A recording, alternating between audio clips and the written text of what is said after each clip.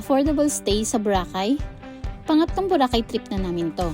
Pero this time, mag-budget travel kami dito. Diskarte mode tayo. Tignan natin kung kaya pa rin mag-enjoy sa Boracay nang hindi butas ang bulsa.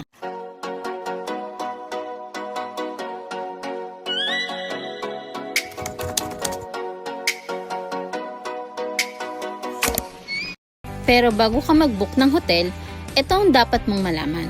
Ang Boracay White Beach ay nahahati sa 3 station. Sa Station 1, dito ang may pinakapinong buhangin. Madalas konti ang tao at tahimik dito. Nandito rin ang mga high-end resort at hotel. Sa Station 2 naman, ito ang pinaka-busy at sentro ng lahat. Dito makikita ang D-Mall. Maraming kainan at bars dito. Habang sa Station 3, dito madalas yung mga murang hotel. May mga kainan din dito, pero di kasing dami sa Station 2 at mas tahimik dito. 3 hotels ang pinagstayan namin dito sa Boracay.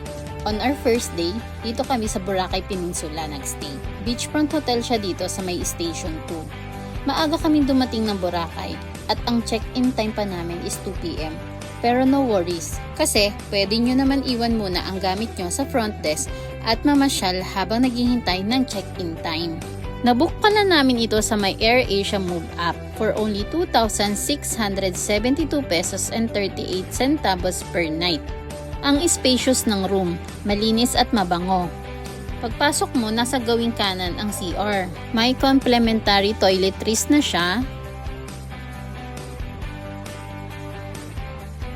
May hot and cold shower nga rin pala ito. May isang single bed at isang queen size bed ang room na ito. May TV, cabinet for your luggage, electric kettle, free bottled water, coffee, mini ref, and working table and chairs. At free wifi. Pool access is from 9 AM to 7 PM.